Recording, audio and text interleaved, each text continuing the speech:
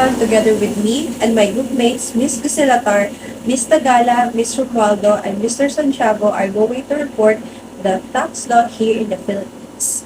So let's start. So what is taxation? Taxation is the inherent power of the state to demand contributions for the public purposes. So from the three inherent of the state, the third one is the power of taxation. When we say inherent, natural na siya sa isang territory na ito po ang kanilang kapangyarihan na kaya nilang ipataw sa kanilang nasasakupan. So the power of taxation, the power of the state to exact proportional contribution from its people to cover the cost of government expenditures. Ang operations ng gobyerno at mga pinagkakagastusan nila ay kailangan natin magbayad sa kanila ng buwis. Ang buwis na iyon ay kapangyarihan ng ating estado na singilin tayo para gamitin sa operations ng ating gobyerno. The next topic is the essential characteristic of taxes. Number 1, it is enforced contribution. It is characteristic.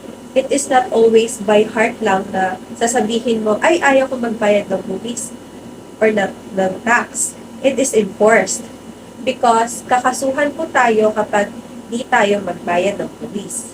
Second, it is generally payable in money. Third, it is proportional in character. Kasi hindi po yung buong kinita mo ang kunin ng ating gobyerno.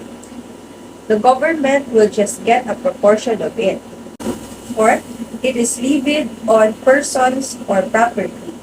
Binapato po either sa atin as persons or sa properties din po. Fifth, it is levied by the state that has jurisdiction over the person or property. Sixth, it is levied by the lawmaking body of the state. Seventh, it is levied for public purpose or purposes. Eighth, it is commonly required to be paid at regular periods or interval. So now, let's proceed to travel tax. The travel tax is a levy imposed by the Philippine government on individuals who are leaving the country irrespective of the place where the air ticket is issued and the form or place of payment as provided by Presidential Decree 1183 as amended. Pursuant to Section 73 of Republic Act 9.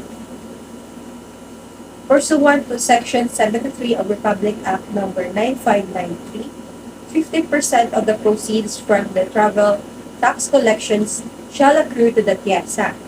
40% shall accrue to the Commission on Higher Education, or CHED, for tourism-related educational programs and courses. And 10% shall accrue to the National Commission for Culture and Arts. So how much is the travel tax? Taxable individuals may be charged the full travel tax, the standard reduced travel tax, and the privileged reduced travel tax. Here are the travel tax rates. For full travel tax, first class passage, 2,700 pesos. For economy class passage, 1,620 pesos. For standard reduced travel tax, for first class passage, 1,350 pesos. For economy class passage, 810 pesos. Privilege reduced travel tax for a dependent of an overseas Filipino worker. For first class passage, 400 pesos. For economy class passage, 300 pesos. Taxation is the process or means by which the sovereign or independent state, through its lawmaking body, the legislative, imposes burdens upon subjects and objects within its jurisdiction for the purpose of raising revenues to carry out legitimate objects of government. It is the act of levying a tax to apportion the cost of government among those who, in some terms, are privileged to enjoy its benefits and must therefore bear its burden. There are two purposes of taxation. The first one is primary or revenue of fiscal purpose. The primary purpose of taxation is on the part of the government is to provide funds or property with which to promote general welfare and the protection of its citizen and to enable it to finance its multifarious activities. A government can run its administrative setup only through public funding which is collected in the form of tax. The second one is secondary purpose or regulatory purpose. While the primary purpose of taxation is to raise revenue for the support of the government, taxation is often employed as a device for regulation or control, implementation of state police power by means of which certain effects or conditions envisioned by the government may be achieved, such as promotion of general welfare, reduction of social inequality, economic growth. There are three inherent power of the state. The first one is police power. The second one is power of taxation. The third one is power of eminent domain. Police power. It is the power of the state for promoting public welfare by restraining and regulating the use of liberty and property. Power of taxation. It is the power by which the state raises revenue to defray the necessary expenses for the government.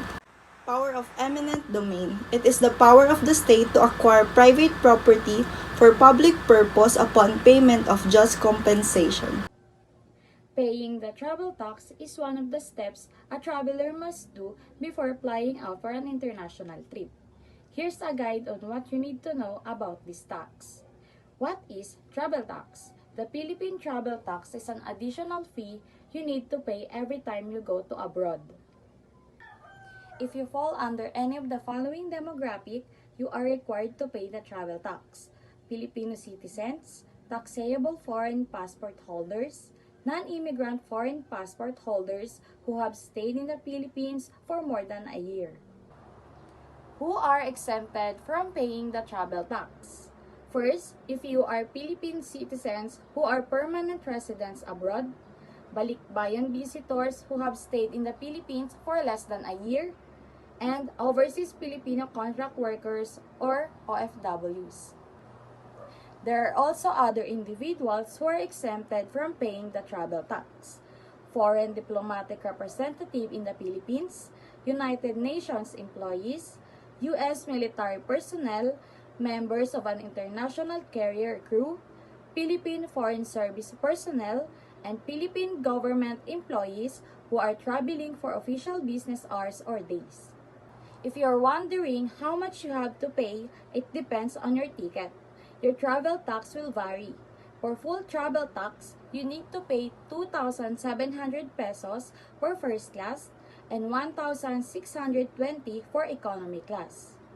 For standard reduced travel tax, you need to pay 1,350 pesos for first class and 810 pesos for economy. For privilege reduced travel tax, for a dependent of an OFW, you only need to pay 400 pesos for first class and 300 pesos for economy class. You can pay your travel tax in advance in several modes. You can also pay your travel tax on the day of your flight in the airport counters. You just need to show your ticket and passports. Are you wondering where does that money go? As per Section 73 of the Republic Act No. 9593, the money earned from the travel tax is divided accordingly. 50% to the TIZA or the Tourism Infrastructure and Enterprise Zone Authority, 40% to the Commission on Higher Education's tourism-related educational programs and courses, and 10% to the National Commission for Culture and Arts or NCCA. Aside from the travel tax, you will also have to pay an airport terminal fee, also known as the passenger service charge or airport tax. Unlike travel tax, the airport tax in the Philippines applies to both international and domestic flights. The amount varies from airport to airport, ranging from 50 pesos to 300 pesos for domestic flights and 650 to 850 for international flights. Also, unlike travel tax, you don't have to pay your airport tax separately because airlines typically include the airline terminal fee in the cost of the airline tickets. Still, some airports may require payment at the respective terminals. Your airport tax will be labeled DPSC, IPSC, or Philippine Passenger Service charge on your receipt. For example, I will return to the Philippines as a balikbayan and I will bring with me a number of used items. Are these tax exempt? Balikbayan and overseas Filipino workers are entitled to a 10,000 peso duty exemption on used personal and household effects. Any excess is subject to an ad valorem duty or Executive Order 206. Any excess is subject to duty and tax. The amount of duty to be paid shall be determined by the customs officer. Please have all your receipt and supporting documents ready to present to the customs officers. Corporate tax. Corporate tax is a type of tax imposed by the government on the profits earned by the business and corporations.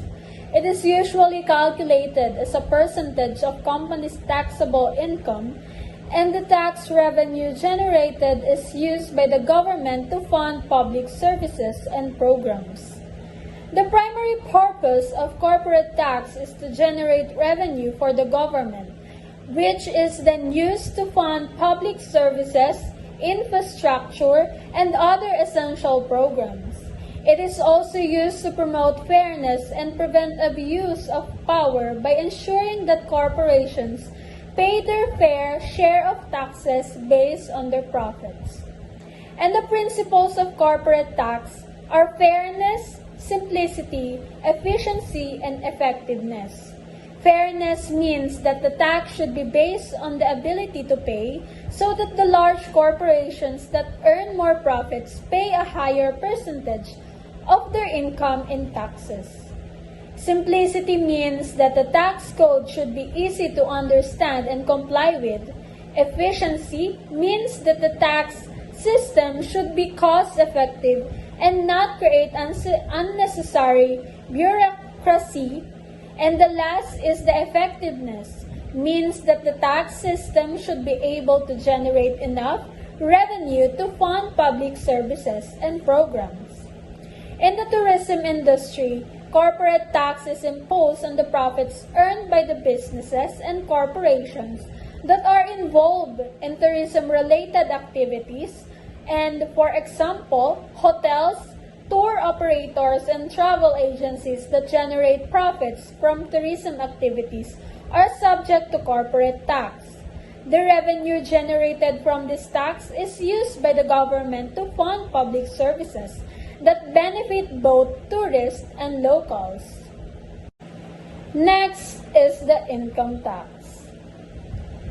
Income tax is a type of tax imposed by the government on the income earned by individuals, businesses, and other entities within their jurisdiction. It is usually calculated as a percentage of income earned, and the tax revenue generated is used by the government to fund public services and programs. In the tourism industry, income tax is imposed on the income earned by the businesses and individuals who are involved in tourism-related activities. For example, tour operators, travel agencies, hotels, restaurants, and all earn income from their activities in the tourism sector. Tourism businesses and employees are also required to pay income tax on their personal income, which is based on the amount they earn from their work in the tourism industry. This also helps to ensure that everyone who benefits from tourism, including those who work in the industry, contributes their fair shares of taxes to the government.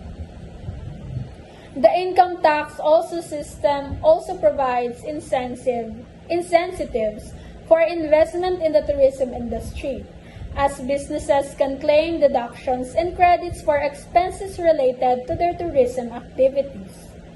It also helps to promote transparency and accountability in the tourism industry by requiring businesses and individuals to report their income and pay taxes on their earnings. Finally, income tax helps to support local communities by funding public services such as infrastructure, education, and healthcare. These services benefit both tourists and locals and help to maintain a high quality of life in the tourism destinations. I'll be explaining to you today the meaning and uses of general law on property. There are different types of property, wherein property is something that can be owned. And I'll give you some examples of properties in laws. Firstly, tangible property. Tangible property is anything that can be touched and includes both real and personal property. Now, what's real and personal property? Real property is land or things attached to the land.